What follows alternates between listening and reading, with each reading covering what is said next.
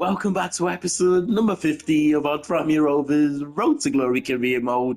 And what an emotional roller coaster it's been for our first season here in the Premier League. And that could well continue as we go into the part of the season that I like to call the run-in, the final 8 games of the season. 3 points clear of the relegation places. We're 3 points above Southampton right now, who are 18th in the league. We've got Wolves and Southampton to play in today's episode, so it doesn't get any easy for us. Those games certainly against Wolves and Southampton in today's episode, I don't want to say a must win, but it's a must not lose games for us. I mean, there are times this season, when I say emotional roller coaster, I mean literally, there are times this season. I remember in November, early December, we went 5 defeats in a row and only picked up 1 point from a possible 18 points in the league. Incredible times. It felt like we were going to get relegated at some point. I mean, we could still do, but right now, things are looking a little bit positive for us. And talking about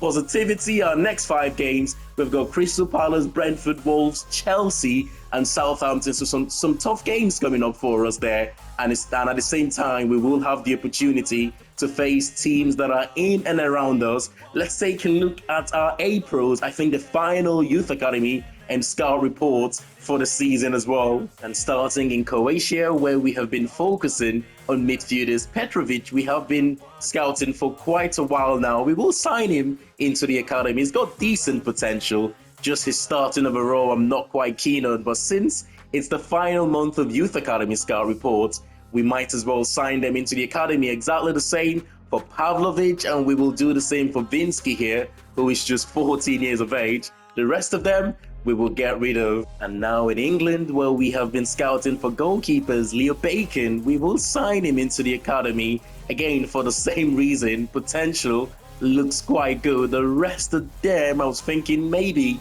take a little bit of a gamble with Powell, but you know what? We will get rid of the rest of them here in England. And finally, in Ivory Coast, where we haven't had much luck scouting for attacking players, to be honest, probably the most disappointing nation that we have scouted so far. However, though, Musa, we will sign into the academy. Excellent starting overall there. Right winger, it looks like the potential might need a little bit of work, especially the lower end, but we will watch and see how he develops. The rest of them, we will terminate them from the scout report, and that is our final month of Youth Academy scouting. Looking at our Youth Academy squad, not all of these players are going to make it. Actually, it will all depend on how they develop when we send them out on loan. Only a handful of them will end up, playing a lot of games in the first team in the next few seasons. But it's good to know, though, that we have got options in the Youth Academy if we need to call on them.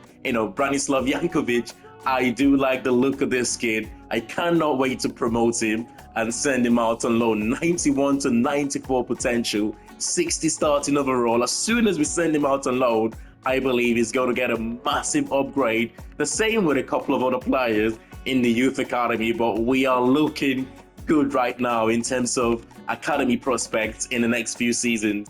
And it's Crystal Palace at Selhurst Park for our first game of today's episode. They are having a fantastic season, by the way, Palace, and they're 5 points behind the Champions League places right now and 8th in the league. So there's still a lot for them to play for from now until the end of the season. They've got Chris Richards, who captains the side. They've got Edin Ketia, Buemo, and Noah Lang. That is a really good forward three. Max the Kuiper, one of the wing backs for them, who is a really good flyer. I mean, it's a tough Palace side. Justin Davidi, I've started him in this game. I shouldn't have, because he is on loan from Crystal Palace. It is one of those things, though, isn't it? If you remember, before the start of the game, we could have not started Davidi in this game, but we completely forgot that he's on loan from Palace, and I only just realized, just as we saw, oh no, big chance for Nketiah, and he puts Palace in front, 1-0 up, and it's only 7 minutes played. It could be a long day for us. It's a poor start, not what we needed. But as I said at the start, we're facing a really good Palace side. I mean, given the few games that we have got coming up, we've got Palace, we've got Chelsea here. I don't really expect to get anything from the Palace game. That's a cross. Oh, what a chance! The cross cushioned little header to bring it down for his strike partner there. And he should be scoring that. That should be 2-0 for Palace, 22 minutes into the game. And the weather conditions, by the way. I know I do complain, when the wet conditions, when it's raining, but this has to be one of the worst ones. We're struggling right now to put a couple of passes together. That's ridiculous, man. It's the weather conditions has just been shocking today. It's affecting both teams, but it's affecting us a lot more. Justin Davini, I hope he doesn't have a hand to a goal here. Otherwise, I will come to regret it. Oh, what a finish. It is Charlie Webster, I believe, for the 7th Premier League goal of the season. And we've got the leveler. We haven't really been in the game, to be fair.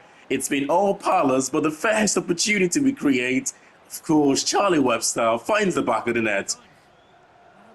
Can we switch? Can we switch? We're a little bit tight there. Oh, come on. I should have listened to myself and tried to switch that one across to the right-hand side. But Brian Mbeumo pulling a good cross to Noah Lang on the far side, but he just couldn't get there in time.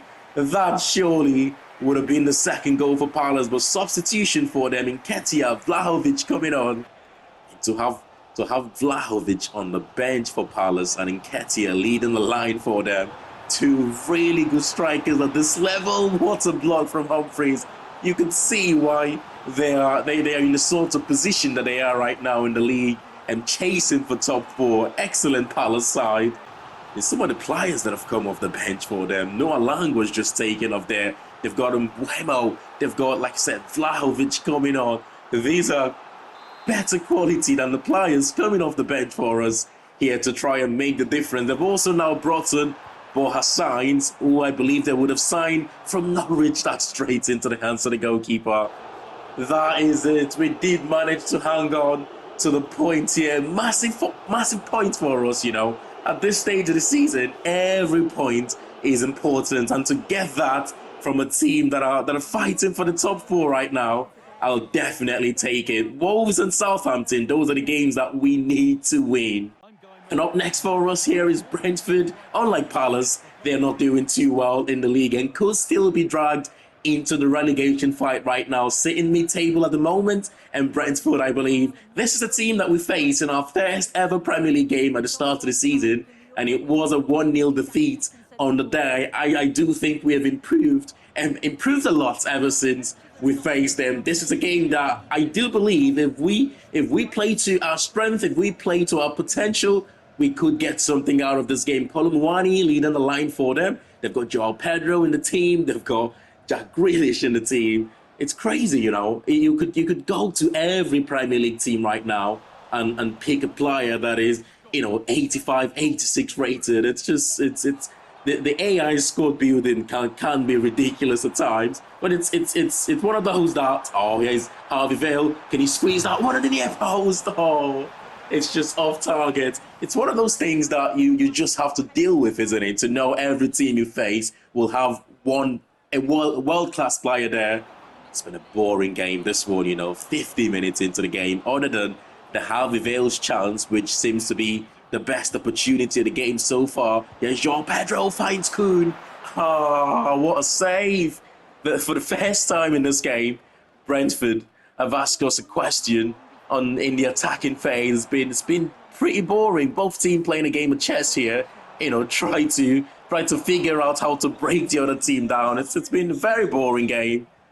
I'm sure at some point in this game, things will open up a little bit. I'm happy with our defensive performance. I'm happy with how compact we've been in midfield so far. What I'm not happy with is creating chances the other way. Is Harvey Vale again. It's been by far our most threatening player. Harvey Vale is still going. And he squeezes one home. What a finish that is for our number 16, who picks up his 5th Premier League goal of the season. 4th or 5th, I'm not exactly sure, but look at this. He squeezed his way past the defence, and what a finish on that near post. Gave the goalkeeper the eyes in that finish. He thought we were going to go to the far post, but it's just squeezed the hole. Got to deal with that one, Dekar. No. straight into the hands of the goalkeeper. We've got to calm down. We've just took the lead. We don't want to do anything silly to let Brentford back into this game. It could be 2-0 here. Richard Kone going for his 9th goal of the Premier League season, and he gets it. Oh, what a game. First half and most part of the second half, very boring. 2 chances on the other end in the second half and 2 goals. That's it. It's a 2-0 victory for us. I did say if we play to our potential in this game, we have got quality, especially going forward, to score a goal and to potentially get something out of this game. We scored 2 goals. We've collected all 3 points. Come on. Now, with 4 points from our last 2 games, we have made good progress, but still not safe. We're 15th in the Premier League right now, but it's only 4 points separating ourselves, or 5 points rather, separating ourselves from 18th place Southampton. We face Wolverhampton Wanderers up next, who are just above us in the league, 1 point above us, and we will face Southampton at some point in this episode. If we are 5 points clear of Southampton by the time we face them and we avoid defeat against them, I will be more and more confident that we can stay up this season. I do think Luke McGee, he has completed that move to Sivasspor, the Turkish side, so he will be joining them on a pre-contract agreement at the start of next season. It's a shame because I wanted to keep him as our 3rd choice option going into next season. But when a team, puts an offer for him, potentially he could go there and be their starter or maybe their 2nd choice goalkeeper. I just couldn't stand it in his way. It wouldn't make too much sense. But next game, Wolverhampton Wanderers, I'll set up the team for this one and I'll see you in that game. One thing I've really enjoyed this season is the progression from the team. Right from the very first game, we have improved gradually as a team, especially leading up to the January transfer window. Brought in a couple of signings on loan. Justin Davini, who starts this one.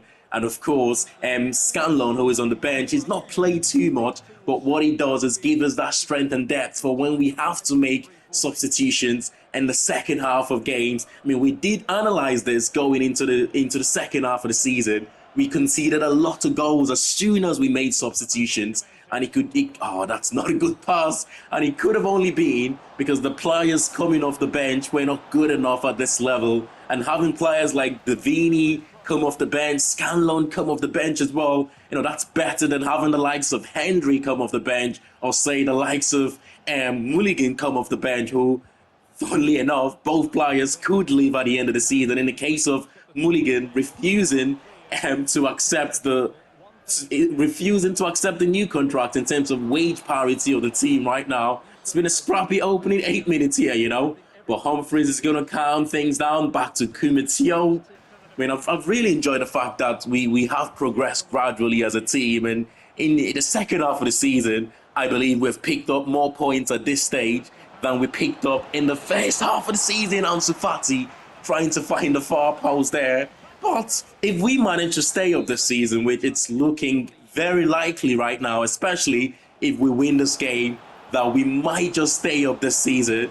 I mean, we will only get better from here. Although, wait a second, we've got defending to do here. We've got defending to do. The shot's been blocked. Although we know of the second season Premier League thing that happens, you tend to see this a lot, don't you? Teams get not in the last 3 or 4 seasons or so, but previously. If you think about when over the top, it's not going to get there. If you think about when Sheffield United got promoted and a few other teams before that, Wolverhampton Wanderers as well, you do very well in your first season, and then that second season syndrome hits in the Premier League, and most of those teams ended up getting relegated in the second season. And talking about relegation, one team that might be staying up this season, it is Tranmere Rovers. What a turn and finish there from Kergib, who has the captain's armband today. Captain's performance. Oh, what a finish to give us a 1-0 advantage going into the break as well. What a time to get that goal. 45 minutes. And it means the team talk for the second half changes slightly now. Rather than, come on lads, we need to go on and get that goal in the second half. Now it's going to be, come on lads, we need to preserve what we have. Come on. I thought he was going to go over the top there, but Ansu Fati would have been offside anyway. He's used the space to get away from Darnell, who is... Oh, what a save! Is he going to tap it home? I don't even know why he took a touch there. I thought as soon as he got straight back to that, he would have just had a pop. For some reason there, I'm not quite sure what happened. I'm still a little bit confused. You know, he had the shot was saved, but rather than just, you know, having a second attempt immediately, he decided to take a touch and close down. But that's the 1-0 victory for us. Gibb with the only goal. Fantastic finish as well. We said this game against Wolves and the game against Southampton was must not lose games for us. Well, we've done one better here because we've got the 1-0 victory and courtesy to the goal from Gibb. In the last game against Wolverhampton Wanderers, we talked about progression of the team from the first half to the second half of the season. We also talked about players coming in on loan in the January transfer window and helping improve the squad. Make no mistake though, one thing that might have gone unnoticed is the performance of the goalkeepers. I think we've had easily 5 or 6 games this season where we were absolutely battered, but Bergstrom has kept us in the game, has allowed us to pick up something from those games, and without that performance from the goalkeeper, who knows where we would have been this season. So whilst we're praising the outfield players, it's also good to praise the goalkeeper as well because it's been fantastic. I can't go as far as saying he should be up there and Bergstrom as our player of the season. Sometimes, you know, he gets to make 4 or 5 saves. I mean, I can't remember the game where he made 12 saves. I think it was Aston Villa where he made 12 saves in that game. We did go on to lose the game 1-0, but that is, oh, what a start. But that is a game that we could have lost 7, we could have lost 6-7-0, and who knows how that would have affected the morale going into the next game. Although we lost, it was only a 1-0 defeat because of the goalkeeper. I mean, it's been fantastic for us, put it that way. And I've got no plans of replacing him next season. I just hope he carries this sort of form into next season. He carries this sort of form until the end of the season to make sure we're completely safe. But nice build-up play here. If we score from this is a Barcelona-esque sort of goal. If we can create the chance, Richard Kone just couldn't get it off his feet quickly to get the shot on target. But that is beautiful football play. Chelsea they just want to get the ball from back to front as quick as possible. Ourselves, on the other hand, we're happy to build up slowly from the back. As the game progresses, though, I'm sure the game is going to open up a lot. It's Nico Williams. He's rapid. I'm terrified of his pace. Honestly, he's one of the few wingers that we have faced this season that at times I don't. Oh my goodness, it's a penalty. I was just gonna say, Nico Williams is one of the wingers we have faced this season that at times I don't know what to do to stop him. He's just that good. He's just that quick. But that is just a late challenge there from Dekar on Nicholas Jackson to give away a penalty. It's only a yellow card though. It could have been a little worse. There, Bergstrom gets his right. And talking about the goalkeeper's performance, this is what I mean. He can go unnoticed at times just because he does all of this and an attacking player goes in, scores a goal on the other end, and it's quickly, you know, forgotten about what the goalkeeper have done for the whole game just because an attacking player goes to score a goal. No way. Chelsea score in the opening 34 minutes. Of course, it's Nico Williams. Excellent finish as well. Coming from the back of saving a penalty, Chelsea did manage to keep control from the resulting corner, and it's a cracking finish from Nico Williams. We have defended quite well. We haven't really, other than the penalty we gave away and maybe the half chance from Chelsea at the start of the game, we haven't really allowed them to cause us troubles. And it's one of those things, isn't it? You play against a team like Chelsea, all they need is really one opportunity, and they will absolutely punish you. Gibb gonna turn back to Laurenton. Again, Chelsea are not giving us. They're not giving us that opportunity to spring forward as quick as possible. Anytime we are in possession, it feels like they've got the back four, they've got their midfield four, and they've got their attacking players behind the ball, which is a little bit strange from a Chelsea team. But I suppose that's how they're set up to play in the game. It makes it very, very difficult to play against them because when we play when we play teams that are better than us, that's poor. We always rely on them, attacking us and giving us those space on a counter attack. But in the case of this Chelsea team, they haven't really allowed us to do that, and it's 2-0. It is 2-0, and surely game over now. 62 minutes into the game, and I'm not quite sure who that is that scored the goal. It's Danny Olmo. They've got some really good players in this team, Nico Williams, Danny Olmo. They've got Nicholas Jackson up front. They've still got Cole Palmer as well, I believe. You can see why they're going for the top four, can't you, Chelsea? They are a good team. They're right now in the top four, I believe. And it looks like they might just go on to remain in the top four. No way! That could be 3-0, and it is 3-0. 86 minutes into the game. Nicholas Jackson, any slight hope that we had of coming back into this game, it's taken away now. And this could just be our biggest defeat of the season. I don't think we have lost the game by 3 or more goals so far. It's looking like it's going to be our biggest defeat of the season. Certainly now. 4 minutes of stoppage time. 3 of those minutes played. One more opportunity maybe. That referee's not going to allow us the time. It's dominance from Chelsea at Stamford Bridge here. Created some few good chances. They were clinical. They took their chances. Although Bergstrom saved the penalty in the first half, it wasn't enough to get us something from this game. It's not a game that I expected us to win. Anyway, going into this episode, it was always the Wolves game and the Southampton game. So far, we've won against Wolves. Southampton up next. Play one more game then in today's episode after the 3-0 defeat to Chelsea, which, like I said, was our biggest defeat of the season. We don't want to be ending the episode there. We are 13th in the league though, and coming up against a Southampton side that are just above the bottom 3 right now. We are only 3 points above Southampton, by the way. Although we are 4 places above them, it's only 3 points above them. Look at that. Nottingham Forest, for the first time, have dropped into the bottom 3, and we're 5 points above Nottingham Forest right now, which is incredible. 4 games to go though. That is 12 points to play for, so still a lot of points to play for.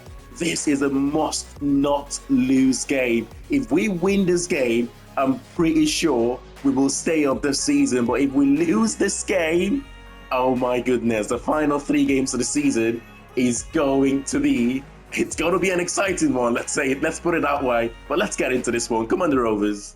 Looking back to our season so far, I know we've had some high-profile wins. Think about back-to-back wins, City and Arsenal. You think about the points we picked up against Chelsea at the start of the season. 3 points from Aston Villa at the start of the season. But for me, what has kept us in this position is what we have done against teams that are in and around us. We have picked up 6 points from Wolverhampton Wanderers. We've picked up 4 points from Leicester City. We've already beat Southampton this season, and we could well do the double against them. Although I'm anticipating a tough game here for us. It's a fixture that, the last time we faced them, it was a 4-2 victory, 6-goal thriller. We were 3-0 down in the first half, or 3-0 up in the first half in that game. Well read, Arthur Stewart. But they went on to score 2 goals in the second half. Squeaky bum time, you think. But we went on to get the 4th goal immediately from kickoff to kill the game. That was, Charlie Webster's, till date, best performance. Scored a couple of goals and a couple of assists. I thought that was in the back of the net. And Chimetti there with a fantastic chance for Southampton in the opening minutes. Southampton have looked the better side so far. They've had the 2 shots of the game. The first shot they had looked like a goal, but the second shot, I believe, was blocked. Nothing to make of it. But Richard Cody have got other ideas in a game where a victory would pretty much guarantee us Premier League survival. And of course, it's a big man up front. 20 plus goals in the last 2 seasons in the Championship. And he's made it double figures as well. His 10th goal in the Premier League. It's been fantastic. To think we only signed him for about £2 million. And right now, he's a player that, we can't put a price to him. That's how special he is for this team. 10 plus goals in the Premier League. 3 games to go as well. It's absolutely fantastic return, especially in his first season in the Premier League. Edozie with the cross there, but comfortable. There's Neto to Chimetti. He's dropped deep all game in this game, and he's just spread passes like this. It's been quite difficult to deal with Chimetti, the Southampton striker. It's another chance from Southampton. They have been the better team. Although they have been the better team, we are the team that have got the goal to show for it right now. Possession. Oh no, oh no, oh no. No way. No way. That's just silly, man. That is just absolutely silly. Take nothing away from the finish, though. I told you at the start earlier on that he's been Southampton's best player in this game. He's been unplayable, and that finish just sums it up, really. Composure personified. Little dink past the goalkeeper. I can't believe how well we have done to get the goal in the first half, only to just give it away so easy like that. But substitutions coming on there, the likes of Charlie Webster and Caleb Parkin. Well won there by Goodwin. The other second half substitute. Backheel from Harvey Vale to Goodwin to Savage. Savage finds Caleb Parkin. Caleb Parkin, Richard Corner. He's got a brace. He's got the goal that could well ensure survival in the Premier League this season. That goal was made in Birkenhead. The assist from Caleb Parkin, one of our own, the youth academy graduate. He finds the space. He finds Richard Kone. Oh my goodness, what a goal, what a way to win it. And if things go our way in terms of the other teams around us, this means we're 7 points, I believe, above Southampton going into the final 3 games of the season. Oh my goodness, what a win. We needed to at least not lose the game, but to get the win. I tell you what a season it's been for us. Unbelievable, Jeff. To win the Carabao Cup and potential Premier League survival. Who would have thought about that at the start of the season? I say potential because although we are in a very good position right now, 7 points clear of the relegation places, the likes of Leeds United and Leicester City are already relegated, but with 3 games to go, we're 7 points clear of Nottingham Forest.